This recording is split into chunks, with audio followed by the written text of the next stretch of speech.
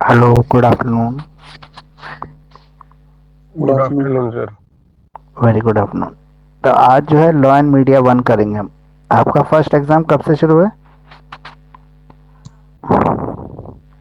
Second. 2 जनवरी, ठीक है। Yes. तो यहाँ पर जो है आपके लिए हम लॉ एंड मीडिया वन आज कर लेंगे। लॉ एंड मीडिया वन अगर हम बात करें तो देखो, ये ऑप्शनल पेपर है। या तो आप हिंदी लेते हैं या लॉ एंड मीडिया लेते हैं। जैसे अगर आपने हिंदी नहीं लिया तो आप लॉ एंड मीडिया लेंगे।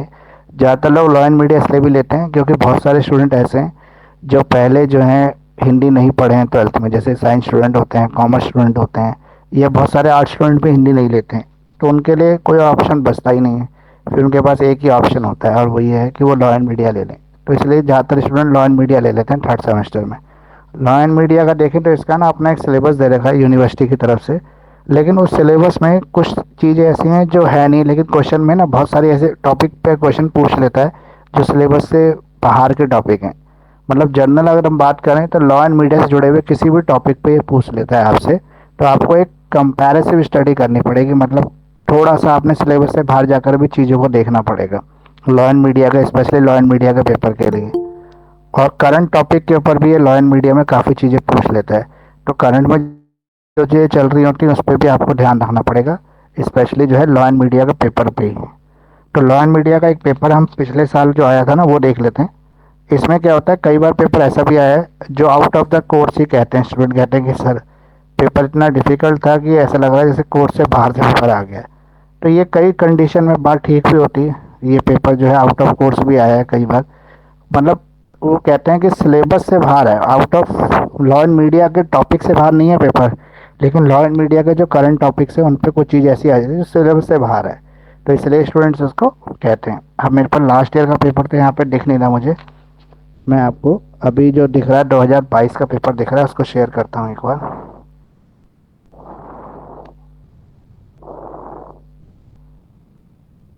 2022 का ये हमारा लॉ एंड मीडिया का पेपर है।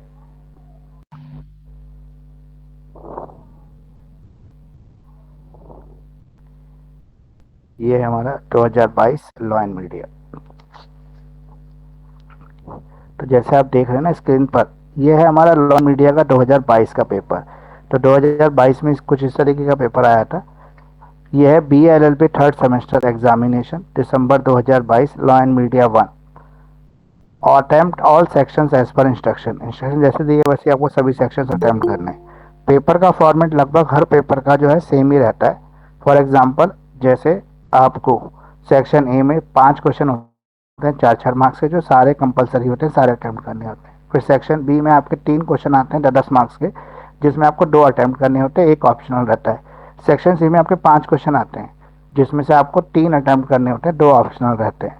तो टोटल 13 क्वेश्चन आते हैं आपको पेपर के अंदर जो है। उसमें से आपको 8 क्वेश्चन अटेम्प्ट करने होते हैं। तो ये आपका फॉर्मेट फिक्स है, ये हर बार इसी तरीके से रहता है। 5 और 3 8 9 10 क्वेश्चन अटेम्प्ट करने होते हैं 13 में से। तो जैसे सेक्शन ए का हम पहला क्वेश्चन देखें, देखो सेक्शन ए में जो है टॉपिक अनलिमिटेड है, कुछ भी आपको पूछ लेगा, बहुत छोटी चीज़ को उठा के पूछ लेगा लॉ एंड मीडिया के सिलेबस में से। तो इसको तैयार करने में थोड़ा ज़्यादा एफर्ट लगाने की ज़रूरत नहीं होती। हम इसको क्या करते हैं, हम सेक्शन बी और सेक्शन सी को तैयार करते हैं। जब हम लॉन्ग क्वेश्चन तैयार करते हैं तो हमारा 80% शॉर्ट क्वेश्चन ऑटोमेटिकली तैयार हो जाते हैं। तो उतने ही बहुत होते हैं, उससे ज़्यादा एफर्ट लगाने का, समय वेस्ट करने के बराबर है इसके अंदर। क्योंकि इसका गैस लगाना भी मुश्किल है, क्या आएगा क्या नहीं आएगा। फिर भी अगर आपको लग रहा है कि नहीं हम कर लें, तो पिछले जो 2-3 साल के जो पेपर है उनमें जो सेक्शन में क्वेश्चन आए हैं 2019 से लेकर 2023 तक, उनको सारे क्वेश्चन कर लो, उसमें से काफ़ी आपको रिपीटेड मिल जाएंगे। तो व्हाट इज लाइबल, लाइबल क्या है, पहला क्वेश्चन ये। तो लाइबल सलेंडर दोनों फॉर्म ऑफ डेफोमेशन है। तो ये भी एक फॉर्म ऑफ डेफोमेशन है जो लिख कर किसी की डेफोमेशन की जाती है। तो रिटर्न फॉर्म में है ये। Define the civil contempt. तो कंटेम्प्ट 2 तरह के होते हैं, क्रिमिनल कंटेम्प्ट और एक सिविल कंटेम्प्ट। तो यहाँ पे सिविल कंटेम्प्ट पूछा है।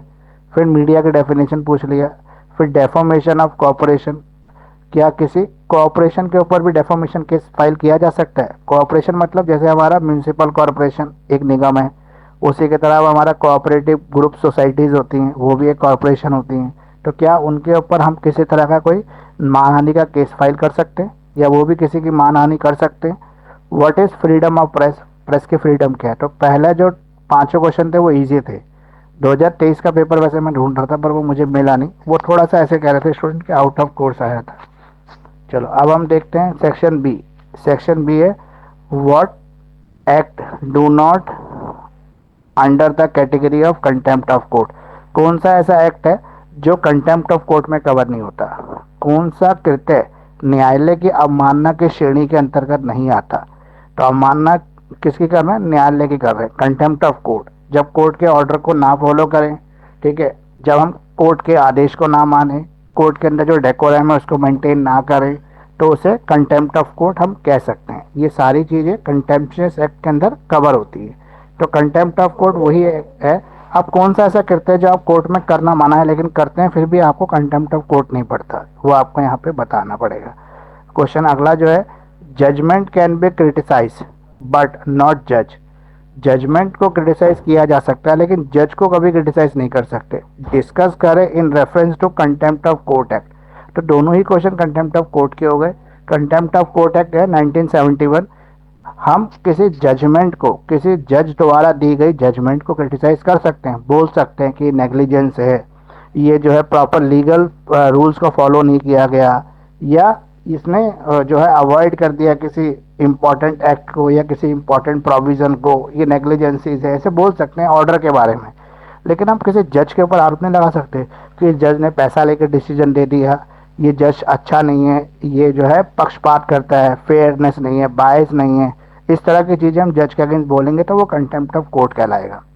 तो न्याय निर्णय की आलोचना की जा सकती है लेकिन न्यायाधीश की नहीं कर सकते। तो न्यायालय के अवमानना अधिनियम 1971 के तहत ही आपको ये बताना है। इसके अलावा आपका अगला क्वेश्चन हो गया, क्वेश्चन नंबर 8 है, explain the constitution and power of the chief central information commission under the right to information act. तो हमारी कंट्री के अंदर इंपॉर्टेंट एक एक्ट आया था, राइट टू इंफॉर्मेशन एक्ट 2005, जिसको लॉ एंड मीडिया के सब्जेक्ट से जोड़ के देखा जा सकता है। मतलब ये लॉ एंड मीडिया के सब्जेक्ट से जुड़ा हुआ है।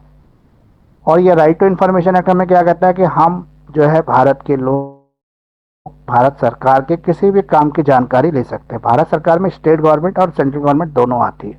तो यहाँ पे कह रहा है कि कॉन्स्टिट्यूशन क्या पावर दे रहा है चीफ सेंट्रल इंफॉर्मेशन कमीशन को, जो है चीफ सेंट्रल इंफॉर्मेशन कमीशन है जिसको बनाया जाता है सूचना के अधिकार के एक्ट के अंदर, ताकि कोई भी अगर किसी भी डिपार्टमेंट की इनके लिए कुछ सूचना जानकारी मांगे तो वो आप उसको प्रोवाइड कराएं।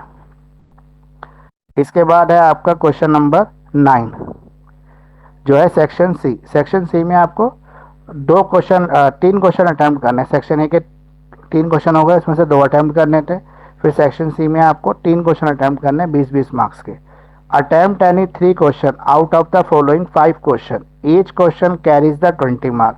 हर क्वेश्चन के जो मार्क्स है वो 20 है। आपको कोई 3 क्वेश्चन अटेम्प्ट करने 20 मार्क्स के।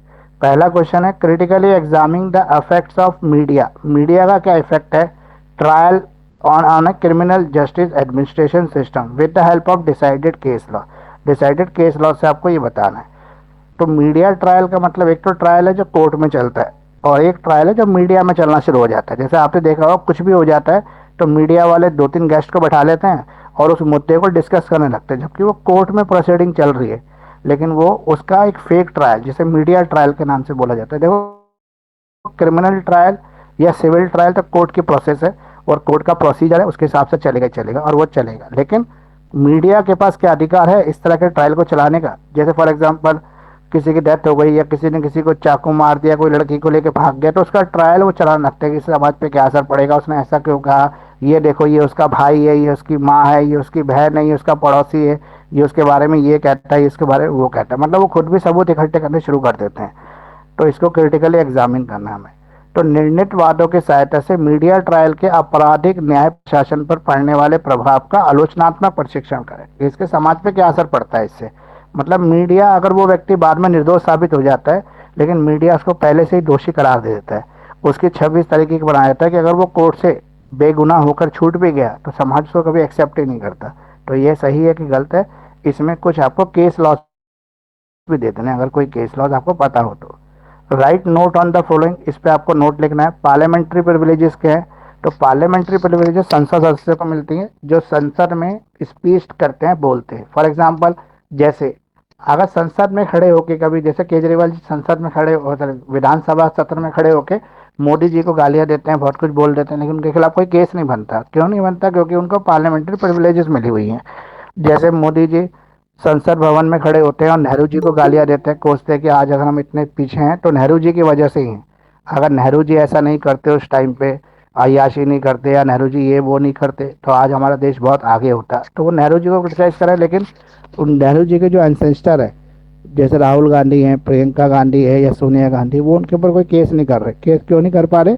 क्योंकि वो पार्लियामेंट्री प्रिविलेजेस का यूज़ कर रहे हैं, वो संसद के भवन में ऐसा बोल रहे हैं। तो संसद में बोलने से किसी को कोई सजा नहीं मिलती, क्योंकि संसद में अगर व्यक्ति को नहीं बोलने का अधिकार मिलेगा तो वो देश की जनता की बात कैसे रख पाएगा, इसलिए ऐसा बोला गया है। फिर ऑब्सैनिटी क्या होती है? अश्लीलता की परिभाषा क्या है ये बताना। किस चीज़ को हम अश्लील कहेंगे? ऑब्सीन कंटेंट किसको कहेंगे? ठीक है, ये इंडिया के कल्चर के अकॉर्डिंग डिसाइड होता है। क्वेश्चन नंबर 11 है हमारा, what is freedom of press? Freedom of press क्या है, डिस्कस करें। Role of media in Indian democracy, Indian democracy में मीडिया का क्या रोल है in the light of present scenario, आज के सिनेरियो में बताना है आपको। तो प्रेस की स्वतंत्रता क्या है, आधुनिक परिप्रेक्ष्य के आलोक आलोक में भारतीय लोकतंत्र में मीडिया के योगदान पर चर्चा करें। तो फ्रीडम ऑफ प्रेस का क्वेश्चन हो गया। क्वेश्चन नंबर 12 है आपका, write a note on the following. इस पे आपको नोट लिखना है। Official secret act, right to information act, ये हमारा ऑफिशियल सीक्रेट एक्ट भारत का एक नियम है, कानून है, जिसे राइट टू इंफॉर्मेशन एक्ट के साथ आपको कंपेयर करना है, या फिर दोनों के ऊपर एक नोट लिखना है। फिर constitutionality of the censorship of film, Bharat की फिल्मों पर सेंसरशिप लगाने के क्या प्रोविजंस है, किस तरह से सेंसर का क्या काम है, वो कैसे काम करता है। अब question number 13, what are the main characteristics of contempt of court? Contempt of court के मेन कैरेक्टरिस्टिक्स क्या हैं, मतलब किस तरीके की कार्रवाई को कंटेम्प्ट ऑफ कोर्ट माना जाता है। तो आप देखो इसी पेपर में कंटेम्प्ट ऑफ कोर्ट के 3 क्वेश्चन हो गए, 2 क्वेश्चन सेक्शन बी में हो गए, 1 क्वेश्चन सेक्शन सी में भी आ गया कंटेम्प्ट ऑफ कोर्ट का। तो how does it control the freedom of speech and expression in Indian constitution? Indian constitution में freedom of speech and expression को कैसे ये कंट्रोल करता है। तो ये टोटल हमारे 13 क्वेश्चन हो गए। तो ये 13 क्वेश्चन में से 3 क्वेश्चन तो हमारे कंटेम्प्ट ऑफ कोर्ट के आ गए। तो 2022 का पेपर तो ठीक ही आया था, लेकिन अभी मैं देख रहा था जो हमारी वेबसाइट है CCSU स्टडी, यहाँ पर लॉ एंड मीडिया का 2023 का पेपर नहीं दे रखा। अगर 2023 का दे रखा होता तो पिछली बार काफ़ी स्टूडेंट कह रहे थे कि पेपर थोड़ा सा आउट ऑफ कोर्स आया था, तो वो भी एक बार पता लग जाता कैसा पेपर था। आप में से किसी के पास है वैसे लॉ एंड मीडिया का पेपर 2023 का?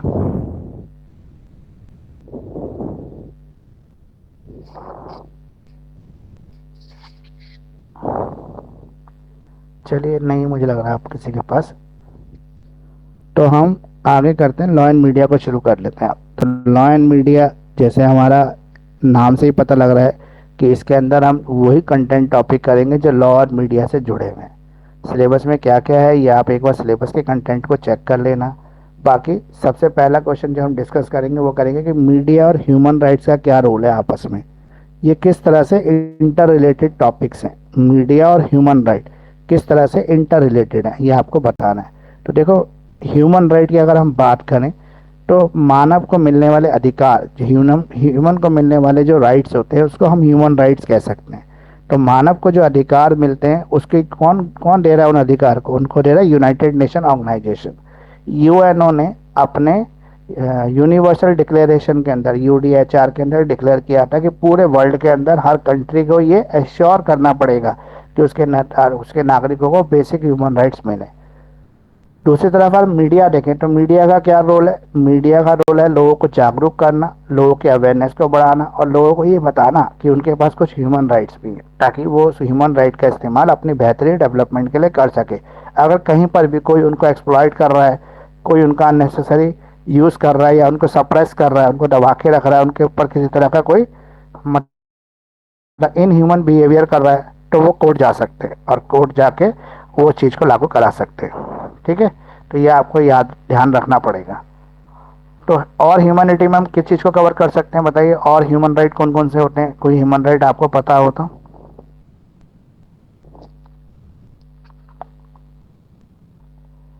कोई ह्यूमन राइट अगर आपको पता है तो आप एक और बताइए। Right to information.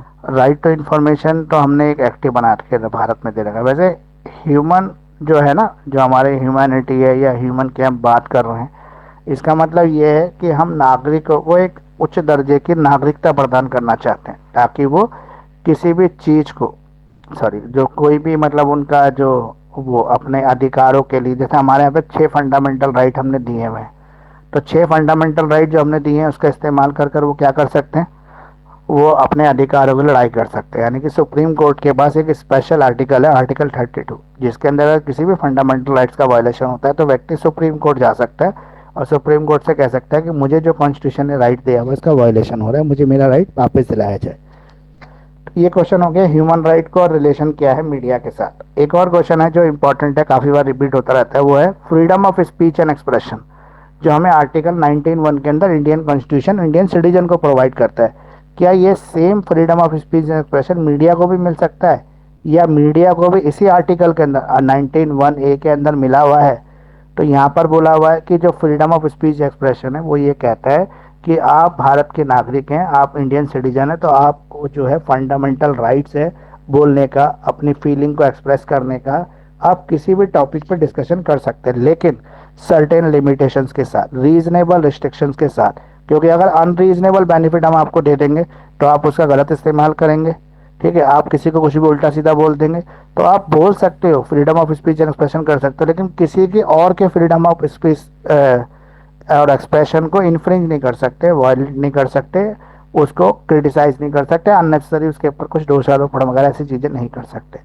तो क्या यही राइट मीडिया के पास भी है? तो डेफिनेटली मीडिया के पास भी है ये राइट, क्योंकि मीडिया को हम freedom of speech and expression से जोड़ के देखते हैं। अगर मीडिया के पास freedom of speech and expression ना हो, मीडिया के पास बोलने की आज़ादी ना हो, तो मीडिया किस तरीके से किसी चीज़ को हमारे सामने प्रेजेंट करेगा उसके करेक्ट रूप में?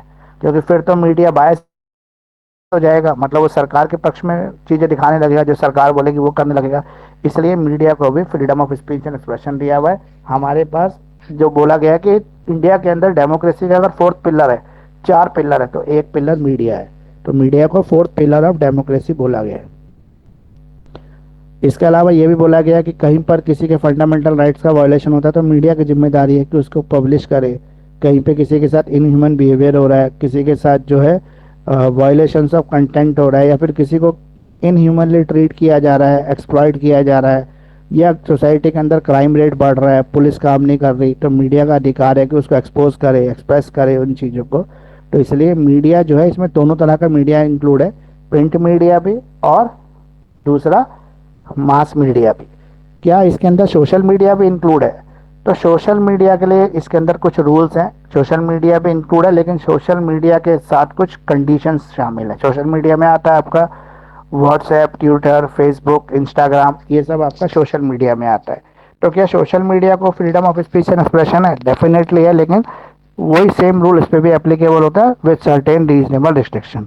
मतलब अगर आपके पास कोई सोशल मीडिया पे कोई मैसेज आया तो आप पहले उसको क्रॉस वेरीफाई कर ले। ये नहीं है कि आपको पसंद आया और आपने सीधा आगे फॉरवर्ड कर दिया, दूसरे 3-4 ग्रुपों में डाल दिया, तो आपके अगेंस्ट कानूनी कार्रवाई भी हो सकती है।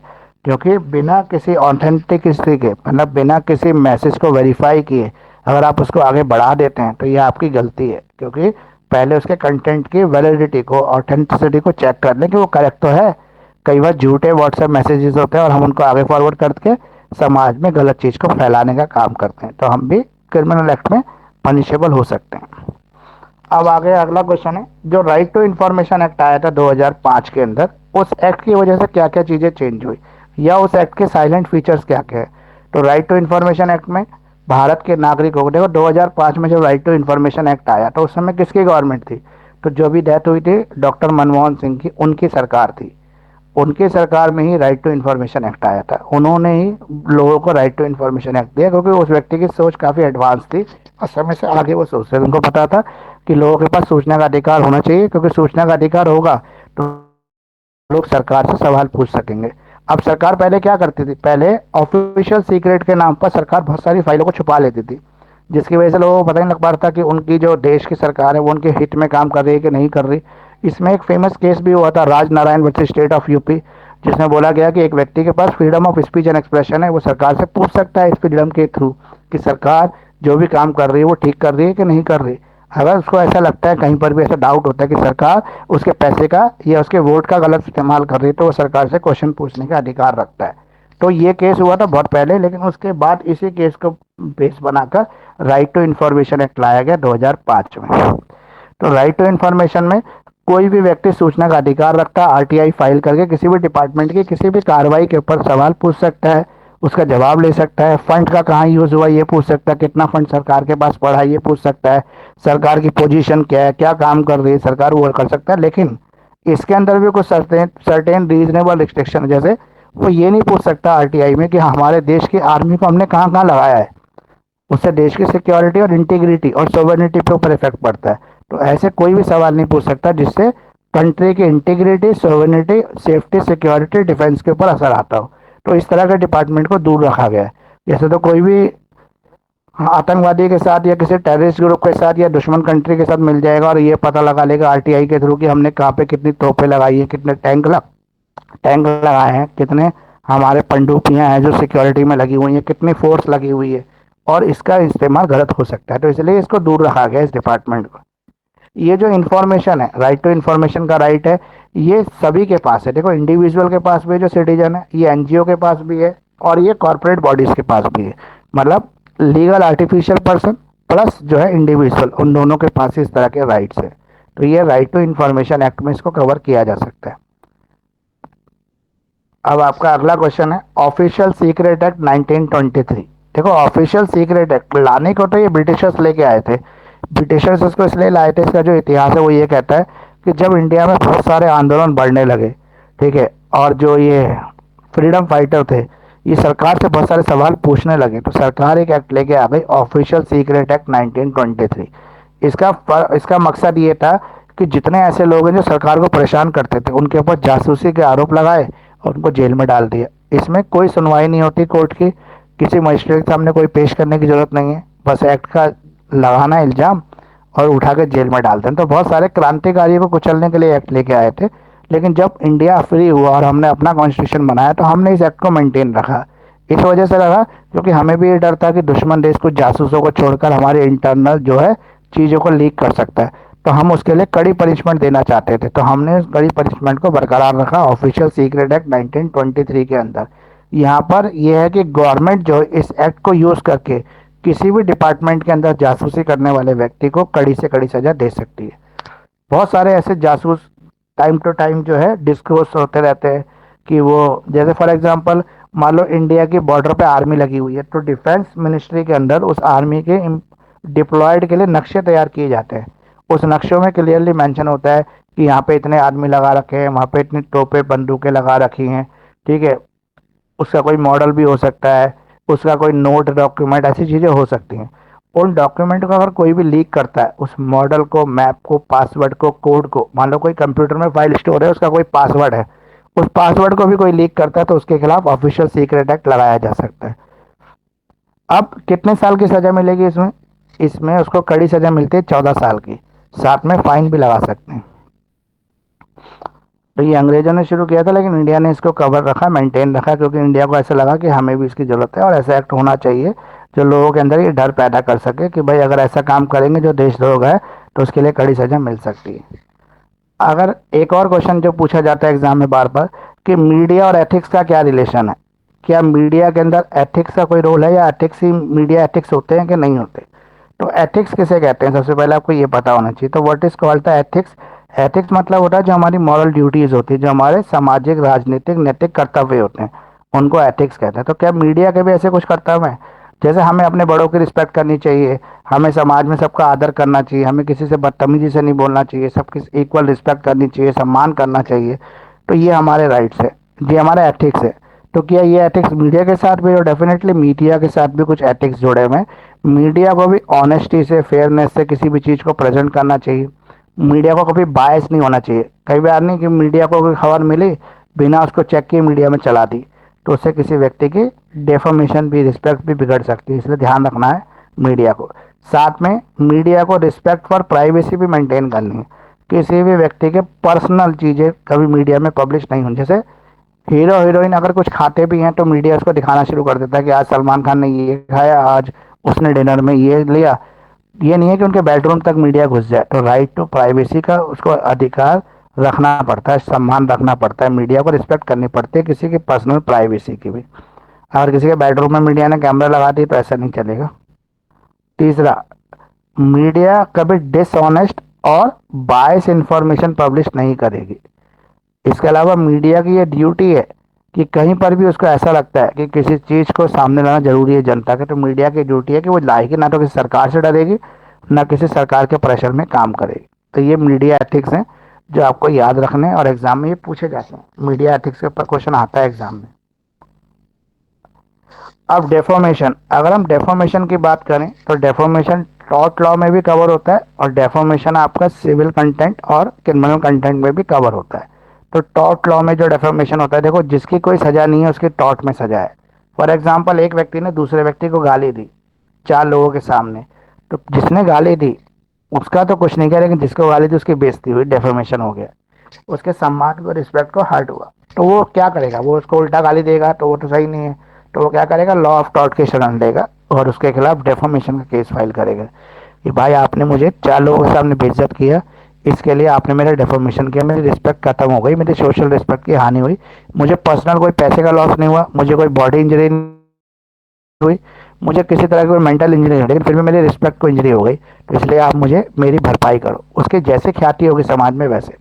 अगर एक व्यक्ति ने दूसरे व्यक्ति के खिलाफ झूठे आरोप लगा दिए कि भाई ये तो चालबाज है, लड़कीबाज है, या ये जो है क्रिमिनल है, ये क्राइम है, ये छुरेबाज है, चाकूबाज है, गुंडा है, बदमाश है, ऐसे आरोप लगा दिए बिना किसी सबूत के, तो ये सारी फॉल्स स्टेटमेंट कहलाती है।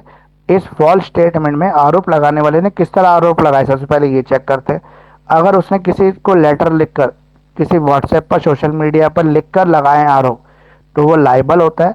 और अगर बोल के उसने आरोप लगाए हैं, 4 आदमी के सामने बोला, या ए ने बी को बोला, बी ने आगे सी को कन्वर्ट कर दिया, सी ने डी को, डी ने ई को, ऐसे सब में फैल गया, तो ये सिलेंडर कहलाता है। तो सिलेंडर और लाइबल में यही फर्क है, वो बोल के किया जाता है, वो लिख कर किया जाता है। तो इस तरह का डेफॉर्मेशन किसी व्यक्ति का किया जाता है तो ये अलाउड नहीं है, इसको लॉ ऑफ टॉर्ट में जो है क्राइम माना गया है। अब कुछ डिफेंसेस ऐसे हैं कि आदमी बुराई भी करते था लेकिन सजा नहीं मिलती। मतलब एक व्यक्ति ने दूसरे व्यक्ति को बोला ये चोर है, बेईमान है, लेकिन उसको कोई सजा नहीं मिली। क्यों नहीं मिली सजा?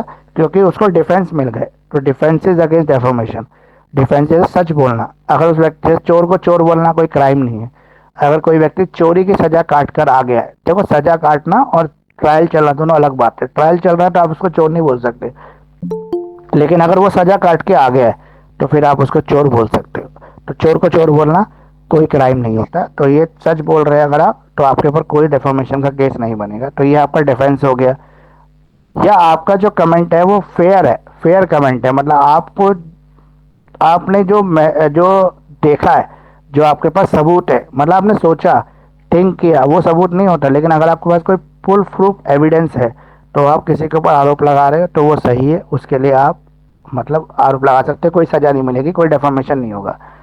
अगर आपको प्रिविलेजेस मिला हुआ, जैसे एक संसद सदस्य हैं, पार्लियामेंट्री मेंबर हैं, या कॉन्स्टिट्यूशनल मेंबर हैं, जैसे मैंने बताया कि सीएम जो है अपनी विधानसभा में बोल रहे हैं, या प्रधानमंत्री अपनी असेंबली में बोल रहे हैं, तो वहाँ पर तो प्रिविलेज मिली हुई है, वहाँ पर कोई सजा नहीं मिलेगी। या फिर किसी ने अपनी गलती को मान लिया, फॉर एग्जाम्पल मान लो कि हाँ भाई ठीक है मुझसे गलती हो गई, मैंने गलती से बोल दिया, तो उस कंडीशन में फिर कोई डेफॉर्मेशन का केस नहीं बनेगा, सॉरी बोलने से खत्म हो जाएगा। तो ये आपका डेफॉर्मेशन हो गया। फिर कंटेम्प्ट ऑफ कोर्ट, ये सबसे इंपॉर्टेंट टॉपिक है। 3 क्वेश्चन थे 2022 वाले क्वेश्चन पेपर में इस पे।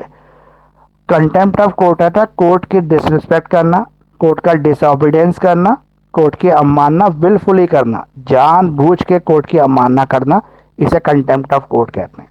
देखो कंटेम्प्ट ऑफ कोर्ट में कोर्ट प्लस जज दोनों शामिल हैं। जजमेंट की आप कर सकते हो, कोर्ट ने कोई डिसीजन दिया उसको क्रिटिसाइज कर रहे हो तो वो आप गिल्टी नहीं हो। लेकिन अगर आप जज के ऊपर आरोप लगा रहे हो बिना किसी सबूत के, तो आप गिल्टी हो कंटेम्प्ट ऑफ कोर्ट के। तो कंटेम्प्ट ऑफ कोर्ट आपको जो है अच्छा टॉपिक है और अच्छी तरीके से बड़े आंसर के रूप में इसको तैयार करना पड़ेगा। इसमें लगभग आपको हर टॉपिक तैयार करना पड़ेगा। जैसे आर्टिकल 19(1) कहता है आपको freedom of speech and expression, आप बोल सकते हो, आप एक्सप्रेस कर सकते हो, आप बोल जरूर सकते हो, आप एक्सप्रेस जरूर कर सकते हो, लेकिन कोई भी चीज़ आप ऐसी एक्सप्रेस नहीं कर सकते जिससे किसी का कंटेम्प्ट हो जाए। कंटेम्प्टनेस एक्ट आप करना बिल्कुल भी अलाउड नहीं है। अच्छा, कंटेम्प्ट भी दो तरह के होते हैं, एक सिविल कंटेम्प्ट और एक क्रिमिनल कंटेम्प्ट।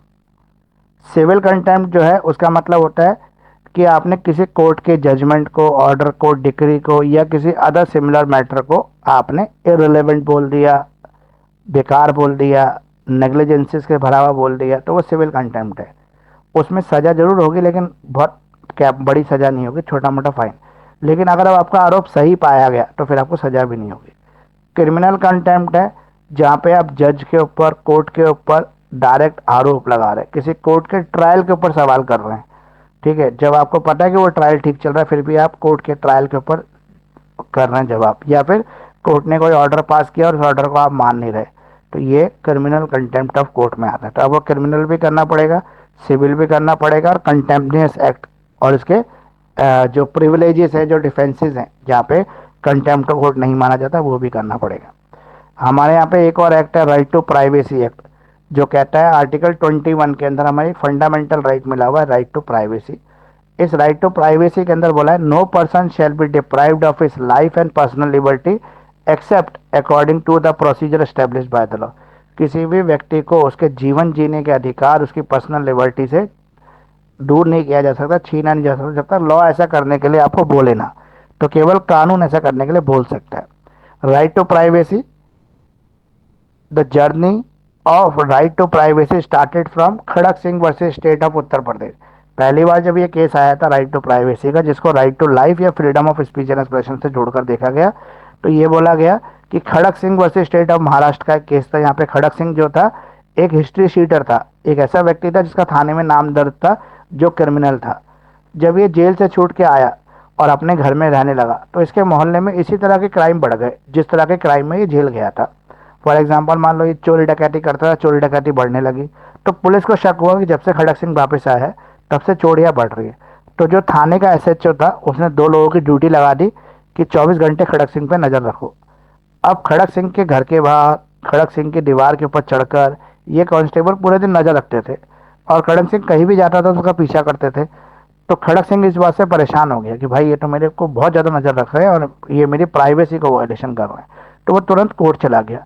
कोर्ट जाके उसने कहा कि भाई मैं एक हिस्ट्री शीटर जरूर हूँ, मैं एक सजा याफ्ता मुजरिम हूँ, लेकिन मैं सज़ा काट चुका हूँ, अब मेरे पर कोई क्राइम, कोई इल्ज़ाम है नहीं, और मैंने ऐसा भी कुछ नहीं किया है कि मैंने कोई क्रिमिनल एक्ट को परफॉर्म किया हो, लेकिन फिर भी मेरे राइट टू प्राइवेसी, जो मुझको संविधानिक अधिकार है प्राइवेसी का, उसको उसका वायलेशन हो रहा है। उसका वायलेशन ऐसे हो रहा है, मेरे फंडामेंटल राइट को छीना जा रहा है, क्योंकि 24 घंटे दो पुलिस वाले मेरे पर नज़र रखते हैं, जो मुझे खाते पीते, कहीं जाते आते, रिश्तेदारी में हर जगह मेरे पर नज़र रखते हैं, जो मेरी राइट टू प्राइवेसी का वायलेशन है। तो इस केस में कोर्ट ने ये कहा कि एक हिस्ट्री सीटर है लेकिन वो अपनी सज़ा काट चुका है, तो अब वो सज़ा काटने के बाद एक ऑर्डिनरी सिविल मैन है, तो उसकी प्राइवेसी को भंग करने का अधिकार पुलिस के पास में नहीं है। लेकिन कोर्ट ने यहाँ पे कंडीशन के साथ ये बोला कि पुलिस ऐसा करने का राइट रखती है, क्योंकि वो हिस्ट्री सीटर है, उसका नाम थाने में है, तो पुलिस को ये जरूर शक हो सकता है कि भाई आप ऐसा काम कर सकते हो, क्योंकि आपके आने के बाद उस तरह की चीज़ें, क्राइम बढ़ गया इलाके में। पुलिस अपना डाउट क्लियर करे, और पुलिस को भी निर्देश दिया कि भाई आप इस तरह से किसी की राइट टू प्राइवेसी को वायलेशन ना करें, लेकिन अपनी ड्यूटी करते रहे। ना तो पुलिस को यहाँ पे माना गया और ना ही खड़क सिंह को। अब अगर हम बात करते हैं मीडिया की, तो मीडिया कैसे राइट टू प्राइवेसी का वायलेशन करता है, तो मीडिया तो बहुत ज़्यादा राइट टू प्राइवेसी का वायलेशन करता है। हीरो हीरोइन के खाने से लेकर, घूमने से लेकर, लोटलते रहता है, उनके लिस्ट तक रहता है। हर चीज़ में मीडिया जो है कुछ ना कुछ चीज़ें निकालता रहता है। इसका इससे अफेयर चल रहा है, इसकी इससे शादी होने वाली है, इसकी ये होने वाली, इसका, तो ये सब करना अलाउड नहीं है वैसे, पर फिर भी मीडिया चीज़ों को करता है। अब है आपका, हाँ, जो जर्नलिस्ट होते हैं हमारी कंट्री में, उनके लिए भी एक वर्किंग जर्नलिस्ट एक्ट है। उस एक्ट के एम क्या है, वो एक्ट क्यों आया था और किस लिए, किस किस के ऊपर एप्लीकेबल होता है, तो वो एक्ट जो है मीडिया न्यूज़ चैनल होते हैं उनके एम्प्लॉयज़ के ऊपर और न्यूज़पेपर एम्प्लॉयज़ के ऊपर लागू होता है। तो जर्नलिस्ट एक्ट इन्हीं के लिए बनाया गया था। ये एक्ट इसलिए बनाया गया था कि इन लोगों को सोशल सिक्योरिटी दी जाए, जो भी न्यूज़पेपर के, मीडिया के जो जर्नलिस्ट हैं, जो वर्किंग जर्नलिस्ट हैं, उनको कुछ सोशल सिक्योरिटी, कुछ सेफ्टी दी जाए न्यूज एजेंसी में काम करने वाले लोगों को। जैसे न्यूज़पेपर एम्प्लॉय होते हैं, वो फुल टाइम, पार्ट टाइम, किसी भी तरह से अगर पेपर से जुड़े हुए हैं, चाहे वो एडिटर है, चाहे वो लीडर राइटर है, न्यूज़ एडिटर है, सब एडिटर है, फीचर राइटर है, या वो कोई भी काम कर रहे हैं, जैसे कार्टूनिस्ट हैं, या वो कोरस्पॉन्डेंट देख रहे हैं, पर वो मीडिया से जुड़े होने चाहिए, जर्नलिस्ट के काम से जुड़े होने चाहिए, तो वो इस एक्ट के अंदर कवर हो जाते हैं। नॉन जर्नलिस्ट एम्प्लॉय जो अखबार में काम करते हैं, जैसे प्रिंटिंग मशीन चलाने वाला, बंडल बनाने वाला, उन लोगों को जर्नलिस्ट एक्ट में कवर नहीं करते, ये लोग कवर नहीं होते, क्योंकि ये जर्नलिज्म के काम से डायरेक्टली नहीं जुड़े हुए, इस वजह से ये एक तरह से लेबर है, तो इसलिए इनको शामिल नहीं किया जाता जर्नलिस्ट एक्ट में। तो वर्किंग कंडीशन क्या है, इनको बोला गया कि जर्नलिस्ट को लगातार 144 घंटे ज़्यादा काम नहीं करा सकते, और 144 घंटे काम कराने के बाद उनको 24 घंटे कम से कम रेस्ट देना पड़ेगा, जिसमें जब वो काम पे होंगे तो 24 घंटे में उनको प्रॉपर मील खाने का, तीनों टाइम का खाना प्रेस देगी, उनके सारे रहने खाने का इंतजाम प्रेस करेगी। देखो आपको पता होगा, जो जर्नलिस्ट होते हैं ना, वो 24-24 घंटे की नौकरी करते हैं, मतलब 3-3 4-4 दिन तक जॉब करते ही रहते हैं। फॉर एग्जाम्पल, मान लो इंडिया इंडिया सॉरी रशिया और यूक्रेन की लड़ाई चल रही थी, तो बहुत सारे आज तक के जो कॉरेस्पॉन्डेंट जर्नलिस्ट थे, वो वहाँ चले गए थे यूक्रेन में या रशिया में, वहाँ जाके कवर कर रहे थे। अगर वो वहाँ जाके कवर कर रहे हैं तो अपने घर पे तो रेस्ट करने आ ही नहीं सकते ना, वो होटल में रुक रहे हैं चाहे कहीं भी है, तो वो ड्यूटी पर हैं, तो इसलिए उनके लिए ये कानून है कि उनको 144 घंटे तक लगातार काम कराया जा सकता, उससे ज़्यादा नहीं कराया जा सकता, उसके बाद उनको रेस्ट देना जरूरी है। इसी तरह से और भी चीज़ें जो है इसके अंदर कवर है। तो मीडिया के अंदर लगभग मैंने आपको इम्पोर्टेंट क्वेश्चन जितने थे वो लगभग सभी बता दिए। एक वो अलग है डिसेंसी, ठीक है, वो क्या होता है। डेफोमेशन भी मैंने आपको बता ही दिया, क्रिमिनल सिविल दोनों तरह का डेफोमेशन बता दिए, लाइबल सलेंडर बता दिए, ऑब्सैनिटी बताना था आपको, जो डिसेंसी कह रहा था मैं, ऑब्सैनिटी यानी कि ऑब्सीन मटेरियल क्या होता है, और भारत की संस्कृति के हिसाब से ऑब्सीन मटेरियल कौन सा है। तो ऑब्सीन मटेरियल की अगर हम बात करें तो वुमेन्स के किसी बॉडी पार्ट को दिखाना, वुमेन की आकृति को ड्रॉ करना इस तरीके से कि वो ऑब्सीन लगे, इनडिसेंट बिहेवियर, ठीक है, इनडिसेंट कमेंट, ये सब ऑब्सैनिटी है, ऑब्सीन मटेरियल है, जिसको भारत में रोक लगाई हुई है। तो ऑब्सीन के ऊपर भी आप ऑब्सैनिटी के ऊपर एक पूरा कंप्लीट क्वेश्चन तैयार कर लेना, ठीक है। उसके अलावा देखो, पहले हमारे यहाँ पे एक और एक्ट होता था, सेडिशन एक्ट, लेकिन सेडिशन अभी जब ये बीएनएस आया तो इसको हटा दिया है सेडिशन को, तो हो सकता ना भी पूछे इस बार। सेडिशन पहले तो होता था, लेकिन अभी आईपीसी में सेडिशन था, उसके लिए कवर था, लेकिन बीएनएस में सेडिशन को हटा दिया है। लाइबल सलेंडर, मास मीडिया, या मैं आपको बता चुका हूँ, फ्रीडम ऑफ प्रेस भी बता चुका हूँ, ठीक है, डेफोमेशन के तीनों चीज़ें बता दी। मीडिया ट्रायल, एक क्वेश्चन बहुत अच्छा था, जब भी हम पीछे पढ़ रहे थे क्वेश्चन में भी आया था कि मीडिया ट्रायल के एक्चुअल ट्रायल की तरह चलाया जा सकता है क्या। मीडिया के पास ये राइट है कि जो चीज़ कोर्ट में चल रही है उसका ट्रायल वो अपने पास चला ले। जैसे आपने देखा होगा न्यूज़पेपर वाले जो होते हैं ना, रिपोर्टर, वो सब वो ढूंढने भी पहुंच जाते हैं, ये उसका पड़ोसी है, ये बताता है कि वो रात को आता था, दारू पी के आता था, नशा करता था, झगड़े करता था सबसे, और ये देखो एक दिन इसके साथ झगड़ा किया, ये इसका सबूत आ गया, और ये एक दोषी करार दे दिया इसको। तो मीडिया खुद ही ट्रायल चलाता है, खुद ही सजा भी दे देता है। इसको तो कम से कम 5 साल की सजा होनी ही चाहिए, इतना बड़ा रेपिस्ट है, इतने इनह्यूमैनिटी के साथ इसने रेप किया है। मीडिया के पास कोई ऐसा अधिकार नहीं है कि वो ट्रायल चलाए, मीडिया के पास कोई ऐसी पावर नहीं है कि वो सजा दे, लेकिन फिर भी अगर मीडिया ऐसा करता है तो गलत करता है। इसके लिए मीडिया के अगेंस्ट केस बनता है, और वो केस वो व्यक्ति कर सकता है जिसका ट्रायल मीडिया चला रही है। लेकिन यहाँ पे होता ये है कि जिसका ट्रायल मीडिया चला रही होती है वो इतना कैपेबल ही नहीं होता, समझ नहीं होती कि वो इस तरह का कोई केस फाइल कर सके, लेकिन फिर भी मीडिया की एक रिस्पॉन्सिबिलिटी बनती है कि वो इस तरह के ट्रायल को एक लिमिटेड सेंस में चलाए, उतना चलाए कि उससे केस, एक्चुअल केस को कोई इफेक्ट ना हो, और समाज के अंदर उस व्यक्ति की गलत इमेज डेवलप ना हो, कि अगर बाई चांस वो छूट जाता है, उसके ऊपर कोई दोष साबित नहीं होता है, या उसके खिलाफ कोई सबूत नहीं है, या उसने वो क्राइम किया ही नहीं है, छूट के बाहर आ जाएगा, तो लोग तो उसको वही कल्प्रिट, दोषी, रेपिस्ट इस नाम से ही पहचानेंगे। तो इसलिए मीडिया ट्रायल को अलाउड नहीं होना चाहिए। तो ये आपका लॉ एंड मीडिया वन, जितने थे टॉपिक मैंने सब करा दिया आपको, ठीक है। इनोनेंडो, ये क्या होता है बताइए।